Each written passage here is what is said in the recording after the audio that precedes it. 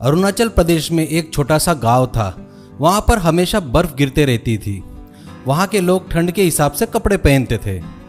कुछ लोग आग जलाकर बैठते थे तो कुछ लोग चाय पीते थे और तो कुछ लोग रम पीते थे। उस गांव में अमन और चमन नाम के दो कूली रहते थे। दोनों का घर आजू बाजू में रहता था। वो दोनों अपने परिवार के साथ रहते थे। वो दोनों एक फैक्ट्री में काम करते थे। उनकी पगार कम थी, इससे वो हमेशा दुखी ही होते थे। अमन अच्छा था पर चमन की बुद्धि ठीक नहीं थी। वो मिले 100 पैसों से शराब पीकर अपनी पत्नी को मारता था, झगड़ा करता था। इस बात को लेकर अमन उसे हमेशा समझाता था पर वो अपनी हरकतों से बाज नहीं आता था। एक दिन अमन देखता है उसके बच्चे ठंड से कांप रहे थे। तब उसकी पत्नी से कहता है, अमन क्यों, क्या हुआ, बच्चे कांप रहे हैं? उनकी रजाई थी ना? पत्नी, अजी उस रजाई को चूहे ने पूरा काट रखा था, इसलिए उसे फेंक दिया है। एक अच्छा रजाई खरीद कर ला लो ना। अमन गुस्से से, ये बात मुझे सुबह बताना था ना, आते वक्त लेकर आता था, अभी बता रही हो? उधर देख बच्चे ठंड से कैसे कांप रहे हैं। पता नहीं बाजार शुरू है या बंद हो गया है। यह कहकर बाहर जाता है। वो भागते हुए जाता है। तभी एक दुकानदार दुकान बंद कर रहा होता है। अमन उसे रोकता है और वहां से एक बढ़िया सी रजाई खरीदता है और वो घर आते रहता है। चमन उसे देखता है। अमन घर आकर बच्चों को वो रजाई ओढ़ता है। बच्चे बड़े अच्छे से सोते हैं। ये सब चमन खिड़की से देख रहा होता है। उसे लालच जागती है। वो चोरी छिपे घर में घुसकर वो रजाई चोरता है और अपने घर जाकर ओढ़कर आराम से सो जाता है। आधी रात को ठंड से कांपते बच्चे उठकर रोने लगते हैं। बाप रे, बहुत ठंडी है, बहुत ठंडी है पापा।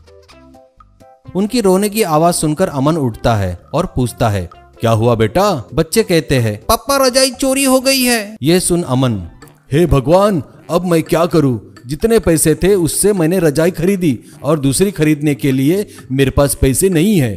और इस रात की इतनी ठंडी ये कैसे बर्दाश्त करेंगे? हे भगवान, अब तू ही बता हमको क्या कहता है।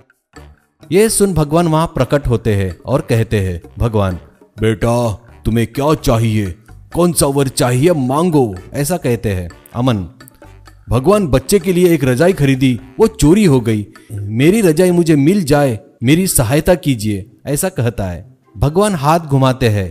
तभी वहां एक सोने की रजाई आती है। भगवान, बेटा तुम्हारी चोरी हुई रजाई ये है क्या?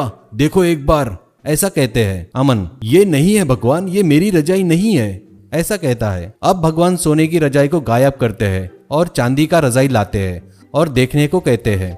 अमन, भगवान ये चांदी की रजाई लग रही है, मेरी तो मामूली रजाई है, ऐसा कहता है। ये देखकर भगवान, बेटा तेरी ईमानदारी मुझे पसंद आई, तुझे पैसे की लालच भी नहीं है, ऐसा लग रहा है, तेरे जैसे को मैं मदद करना चाहता हूँ, ऐसा कहते हैं। उसी समय वहां एक सोने की रजाई प्रकट हो जाती है।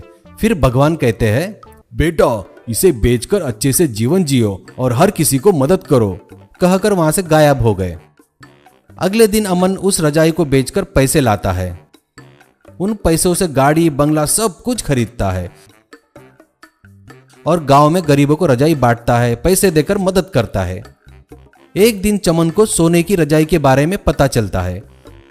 वो भी घर में रोने का नाटक करने लगता है। अरे भगवान, मेरी भी रजाई चोरी हो गई है, मेरी रजाई चोरी हो गई, अब मैं क्या करूं? इस ठंड में अपने घर वालों को कैसे बचाऊं? भगवान आप मेरे लिए नहीं आओगे क्या? ऐसा कहकर रोने लगा। इतने में भगवान प्रकट हो गए। भगवान, बेटा क्या हुआ, क्यों रो रहे हो? चमन, भगवान मेरी रजाई चोरी हो गई है, कृपया मुझे रजाई दिलवा दो, ऐसा कहता है। भगवान हाथ घुमाते हैं और एक चांदी की रजाई प्रकट होती है। भगवान उससे पूछते हैं, बेटा ये है क्या, देख लो।